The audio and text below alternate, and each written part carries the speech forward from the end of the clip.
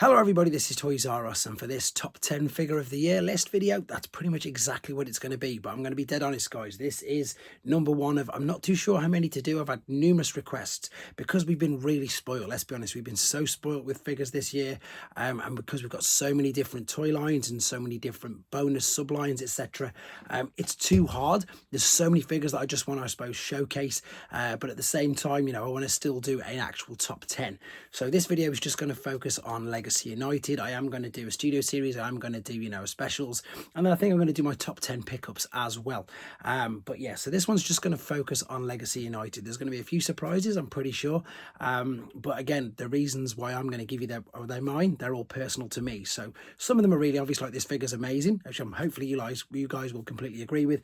But a lot of them are, again, reasons for me and nostalgic reasons, etc. And reasons that I suppose that I'm just going to give you, which again, it's nice. Of course, this is just my opinion. It doesn't mean for anything. I'd like to know your feedback, your comments as well. Maybe give me your top threes, because obviously if everybody starts putting their top 10, we'll be here all day. So as always, I like to do two special mentions, and there's two special mentions, and they're for similar but very different reasons. So the special mention has to go to Chase first and foremost, purely because I know it's a rescue bot, but if you don't know me, if you're new to the channel, I've got three amazing kids, and my eldest now is Riley, and he was 9 in September, and I've got such fond memories of watching the rescue bots with him, 5-6 years, however long ago it was, to be honest, when he really got into them. And when they decided to do this figure, it was just, the figures, I like the figure, I do. I just think there's the ones which are way better, but this one is purely down to nostalgia. So special mention for Chase, exactly the same as the special mention for, where's he gone? This particular one here.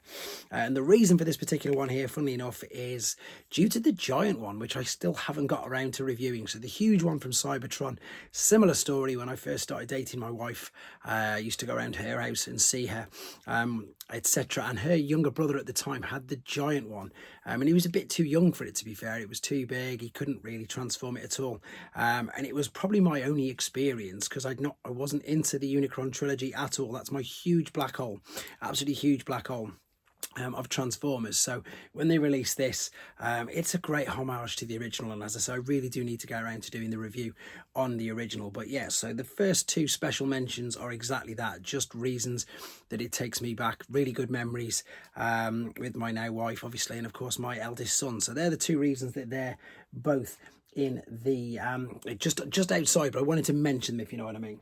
Now the ones, I've got loads of figures in here that have just all of a sudden come out, I think, because she's got to go in. She's just the paint apps, just absolutely stunning. So she comes straight in at number 10. I really think my video, to be honest, didn't do it much justice to show you how reflective and everything all the paint apps are, and she just looks stunning. So she comes straight in at number 10, and the Windblade mold is great as well. But this color scheme just pops and just really works for me, in honesty. Right, I've got nowhere to put all these, so they're all gonna fall over. I want to put them in some sort of semblance of order. So number 9, this one's a bit of a contradiction in terms, because I did say in the video, and I do still stand by the fact that I think the colour scheme for Motormaster is better than this, but Motormaster's not in here. I know, so this makes it a complete, maybe nonsensical, but my reasons for this is a couple of reasons for lots of these figures. And in fact, for the figures that didn't make it into the top 10, like Tigerhawk, like Silverbolt, I've just talked about, obviously, the fact that the Unicron trilogy is a big black hole for me. So was pretty much Beast Wars. Let's be honest, I was in my late teens then, so I wasn't interested in Transformers. Not the Beast Wars, anyway. G1 I still was, but this is what I like about Legacy United. And for me, as I say, I get called the G1, I get whatever I am. Of course, my passion is G1. I love G1. I love Generations as well. But what I like about the Legacy toy line is it introduced me into so many figures and characters that I knew nothing about. And of course, I knew who animated Optimus Prime was, and again, I randomly found that I had one and was able to do a quick comparison in the video. But it's figures like this and the Motormaster which have got me interested in other toy lines of Transformers. So I had to put him in. Fun figure as well, a lot of fun to play with, and yeah, I really enjoyed his release. But I do still think that Motormaster's got a better colour scheme, but this guy came first, so he has to take the accolade for jumping in at number 9. Right, number 8 is, I've got my list here, it's all backwards. Vector Prime. Again, I know that people hated this, I know that people slammed it, I know it's still got the clip attachments on the legs, which, let's be honest, they perhaps could have and should have removed. I'm not going to argue with any of them, but I really like the figure. I don't know what it is about it. The only, I suppose, sort of nostalgic fact, and I've sold it now, was I picked up a sealed one of these a few years ago, and sold it relatively recently, of the original, but rather, obviously. So I'd never really played or, enjoyed this the original figure, but there's just something about this that is fun, and maybe it is because I like the G-Axis mold that makes this figure fun to me. And exactly that, I know a lot of people really, and again, I appreciate their opinions. I completely see why, because I sometimes get that way about G1 figures when I don't think they're given the justice they deserve. So I appreciate all the people who think that he should have had a completely new mold and he should have been perhaps that bit bigger. I totally get it, because as I say, if that's your G1, or if that's what you grew up with, then you of course always want the best for your figures. But I still really enjoyed it. I still really like him, and I'm not saying he couldn't be better, but I'm just saying that I did really enjoy it, and I do really enjoy it, and I am going to get the upgrade kit, funny enough, just for a video, but I like the figure enough as it is. So Vector Prime was number, I should tick these off, to be fair. If I tick these off, then I know where I am. That might make things much easier. Right, there's all my special mentions. Slipstream was there, so yes, we're on to number 7. Number 7, again, Shard. Just a crazy figure. She's amazing. Wow, there's loads of fembots in this particular wave, isn't there? She's just so cool, and just because she's so different, because she's so unique, because she's something like nothing like I've never seen before. We've had Alpha Bravo, of course, which is one of the helicopters, perhaps one of the last helicopters, I think, that was released. Correct me if I'm wrong, guys.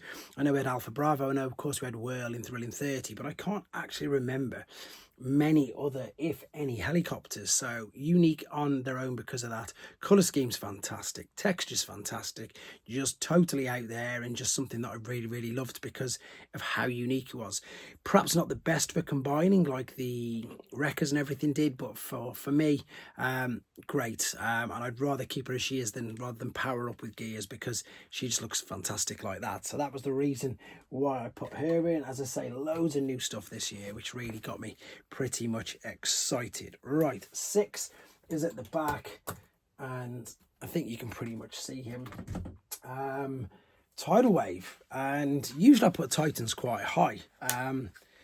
It's weird because I could have put him much higher up. I do really like him. I was actually really surprised how much fun he was. Again, didn't know anything about him. I knew who Tidal Wave was, but I didn't know anything about him. Wasn't really too fussed, to be honest, about this. It was one of the only ones that I didn't pre-order, but then I ended up getting anyway due to the fact of seeing him and having to play with him at the MCN. And I always like that as a reason. I always like the fact that it was something that, it didn't grab me straight away like a lot of people did. And then by actually playing with him, having some fun with him, doing a review on him, etc., then made me think, you know what, I actually do really like this. And I love the fact that it's 3 in 1 as well. So it's just a great toy. It really is a great toy. The only negatives for me would be, for some people, and I appreciate it, the price, because it's expensive, etc. But surprised how much fun I did have with this particular figure. And again, I know that I didn't grow up with the Armada trilogy, and I know that a lot of people didn't like it for a few reasons, etc. And it did make the Megatron combination thing more challenging for obvious reasons, but really enjoyed the figure. It surprised me, and that's why he went in, to be fair. It was just one of the figures to say that I had no affection for, affiliation for, and usually with Titans I just want to jump on them straight away, but with that one I didn't until I got to play with it. So I think that's an awesome reason for why he's now there. Okay, number 5. Now some of these are going to be pretty obvious because of course we're getting into some of the Generation 1 figures, saying that, and it has to be. And now this figure got panned. I don't know why. I love it. I cannot get across to you how good, to me, this figure is, and I wished I'd have remembered or thought that if I'd have took that off, I could have used it perhaps as a shield or as a weapon handheld in the video. I can't even believe it's the Skullgrin mold. It's so clever. The colour scheme's amazing. The Target Masters, people are going to moan. Of course, they're going to moan that they don't move, then there's no articulation, which is exactly the same as the G1 one, so maybe that's why I love it so much. I completely forgot, of course, there was one in Titans Return, which funnily enough I've got, but this one is the best it's a new iteration of Quake, hands down, and he had to come straight in. Blown away by how much I enjoyed playing with this and indeed reviewing him, to be fair. So there's Quake.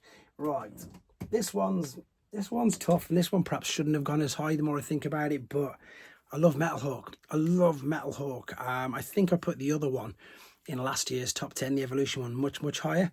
So for obvious reasons, because again, it's just the same. Now, I know a lot of people saying, why didn't we just get this in the first place? But as I explained in the review, and as they're doing with loads of figures now, all companies do this. So this is, of course, Toy Deco. The Evolution one is how he appeared in the animation. And as I'm lucky enough to have the actual toy, it's yeah, for me, it's even like, wow. And Metal Hawk is one of not one of my first grails, but one, a real grail that I actually really wanted and was like proper searching for quite a long time, because of course he's not available anywhere. I did have to use the Japanese auction sites, etc., to find him. And I've just got this crazy thing for Metal Hawk, which is weird because again, I didn't see any Master Force until the noughties maybe, and didn't start collecting properly until then either. So but I love it. Again, it's the Cyclonus mold for a start, so you've got all the reasons that are nostalgic or mean something to me, as well as the fact that it's the Cyclonus mold, and that's got to be one of the best figures ever made. Still got to be, to me anyway. Right, number 3. Okay, here's a couple of obvious ones now, guys. As I said, I love G1. It's a great figure. It's a great figure. It's Gears, it's G1, it's a mini bot in deluxe scale. Nice and sort of basic, but not. What I mean by that is transformation process is basic-ish. It's fun. You've got all the Mysterions, homages to, you know, the toy line that never was, because you've got the big M on the back of his head, etc. All the things that perhaps they didn't need to put in. They didn't need to put that M on. They didn't need to put the things in, which they did, but they just did that. I think they love it. I love it. It's like, you know, Disney movies do Easter eggs all the way through their movies and stuff, and I like it when the designers do, I suppose, sort of things, or they geek out a little bit. Now, I know they didn't keep it, you know, it wasn't a secret that it was there, but they didn't have to do it. So I really like the fact that they did that. And of course, it's Gears, and I've just got good memories of Gears as a kid. Number 2, then, same story. Same thing, and again, people pan this, but this is a great version of Sandstorm. Absolutely fantastic version of him. Loads of fun to play around with. Have had so much experience with this guy this year. Lucky enough, you know, a couple of things I've done with Hasbro to have a good play with him at the very, you know, when he came out. Again, it's probably down to memories with the first one, because I loved it, and I've still got the original ones, etc.